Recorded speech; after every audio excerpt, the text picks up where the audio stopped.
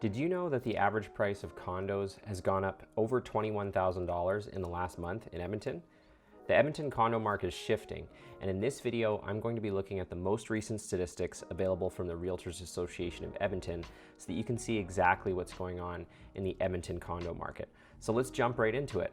All right, so this is part 3 of my Edmonton real estate market update, looking at the most recent statistics, which was basically at the end of the month in March 2022. The first video, we looked at the whole market as a whole, and then in the second video, we looked at single family homes, and this video is focused on condos. So if you're curious about single family homes, make sure to watch the video before this. But if you're looking at buying or selling a condo, then this is the video that you're gonna wanna watch the most closely. So let's hop right into it. The market in Edmonton has been shifting. We are now in a balanced condo market, and that's basically determined by the listing absorption rate. So we're sitting at an absorption rate of 39.05% as of the end of March. We had 1,836 active condo listings, and we had 717 listings that were sold, and that's essentially how you get that 39% number. So we're right in the middle of a balanced market right now, and this is a big shift compared to where we were before.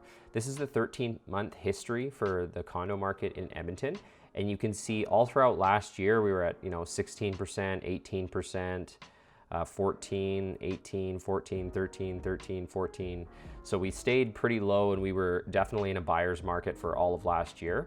But this is the first month in March where we jumped up to 39%. And even if just comparing it to last month in February we were at 23% listing absorption rate, which was still a buyer's market. So it's by no means a seller's market for condos, but this is still a big shift. So we started eating up some of that inventory, and it's getting a lot more balanced out there, which puts it into a situation where we won't necessarily have dropping prices for condos anymore, which was the reality of the Edmonton condo market for many years now. So if you own a condo, this is good news. The market's shifting. I'm thinking a lot of it could be caused just by how hot the single family home market is. And the townhouses are a hotter segment of condos. And that's starting to kind of carry forward into the condo market as a whole. So this is really good news if you own a condo or if you might be selling one in the future. So now if we look at the average price, so the average price of a condo sold in March 2022 was $241,262, which is up 9.63% from last month, and that's that just over $21,000 gain that I mentioned at the beginning of the video, and it's up 8.75% from March last year. And one thing about this is it looks great on paper. Oh wow, condos went up $21,000. Condos, there's a very wide range of condos, everything from like old one-bedroom units to fancy townhouses or penthouses. So that average price can get skewed very easily depending on what's selling. So if you have a lot of 500,000 or like super expensive condos that are selling, that'll start to push that average price up. So I would definitely take the average price for condos with a large grain of salt, just because there's such a huge spectrum on the types of properties that are out there. But it definitely makes a good headline. Maybe it got you to get in and start watching this video. I would not apply that directly to your condo. So if you thought your place was worth 200 grand before, don't automatically add 20 grand. What you should do is actually reach out to me by text or phone at 780-819-5508, and I can actually take a look at your condo and help you figure out what it's worth in today's market. You can also email me at trevor@trevortardif.com or go to booktrevornow.com, select the time on my calendar, and then I will call you. So let's keep going in the video. We've looked at the average price. You can see that last month in February, we had actually been down a bit, but in January, we were up. So there is a lot of sort of up and down in the condo market for the average price, which makes it look unstable, but like I said, it's just because there's so much fluctuation in what happens to be selling, and that starts to skew the average price a little bit more, I would say, in the condo market than in the single family market, because the single family market is a little bit more consistent. Yeah, there's still a huge price range, but you're typically not comparing like one bedroom houses to like mega mansions kind of thing. So there's more variance in the condo market, I've found. Now, if we look at the average price trend for the year, this would be a little bit more stable statistic because it's the whole year.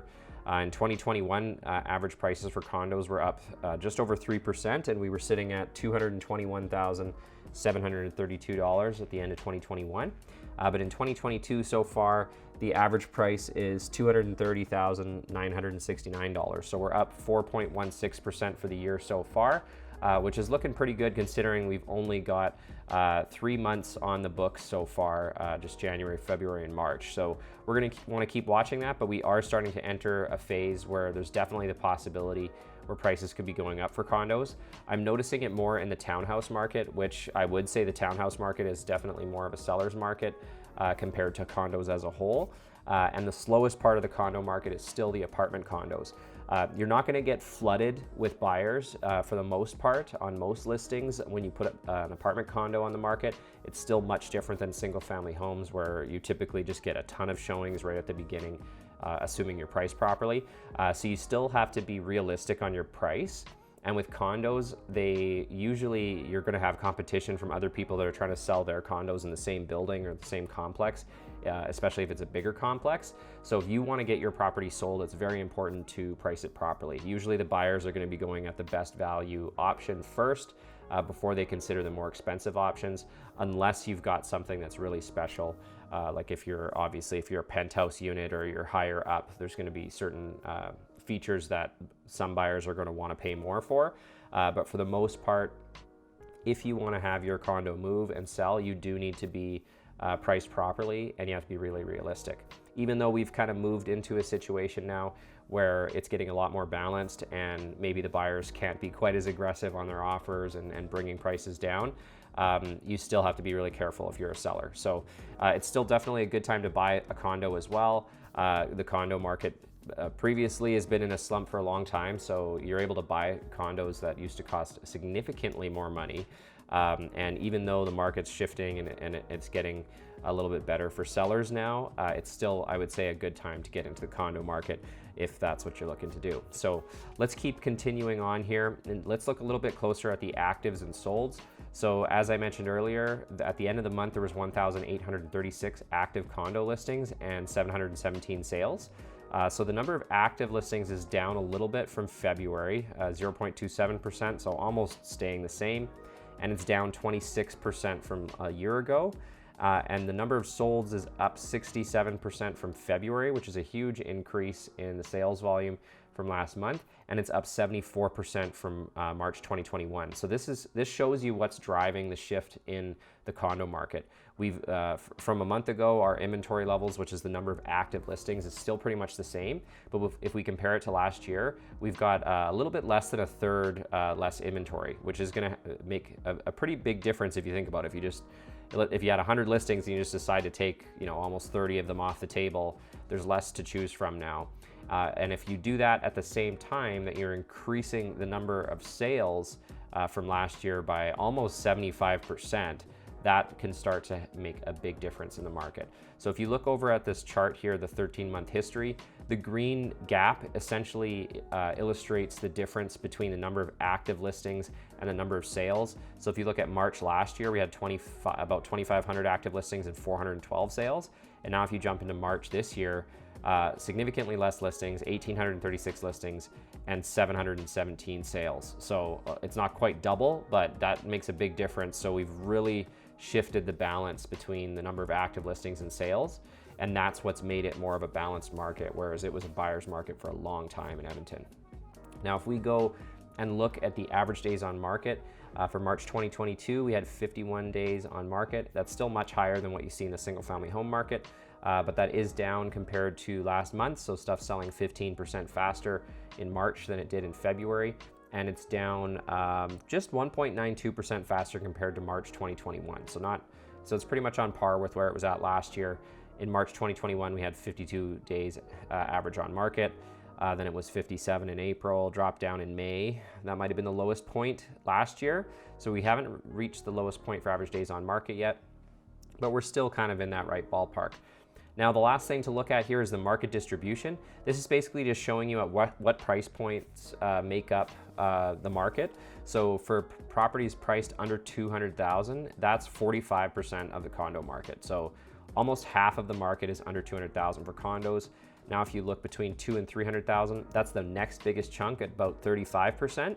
And then as soon as you get over $300,000, you're getting into already a pretty small segment of the market. So essentially you could look at it as like 80, about 85% of the market is under 300,000 for condos. So as soon as you get over 300,000, you're at 14.61% of the market, just between 300,000 and 400,000.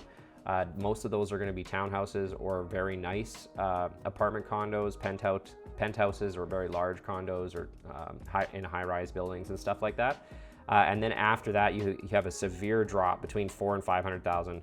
You have less than 3% of the market, and then it's like 1% between 500,000 and 600,000, and then you're just getting into very small segments after that. So that's something to keep in mind if you are selling a condo. So if you've got a condo that you're putting on the market between 300,000 and 400,000, rather than having 80% of potential condo buyers looking at the listing, you're having less than 20% of them probably seeing it. So you're going to have a lot less traffic because you're kind of in a niche, almost luxury sort of product for condos.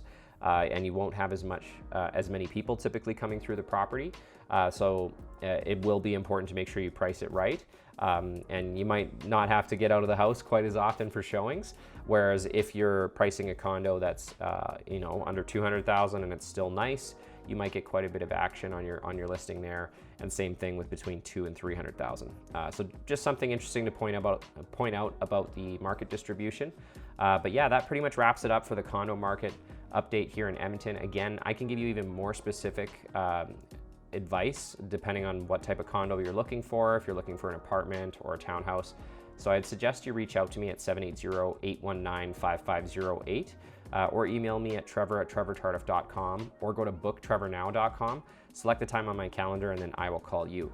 And then basically you can let me know what areas that you're looking in, if there's specific buildings or projects you're interested in, and I can pull like solds in those areas and let you know what they're selling for in that specific building, and whether you're looking to sell your condo or if you're interested in buying in there. I can give you a lot more specific advice than what I can show you in a general video like this. So I hope you got value out of this. Make sure to like and subscribe. I'm trying to get to 500 subscribers and I could use your help. I'm sitting at probably somewhere around 430-ish right now, so I'm getting close to that goal. And all you got to do is press the button and subscribe, and you're supporting the channel. So thanks so much for watching, and I will see you on the next video.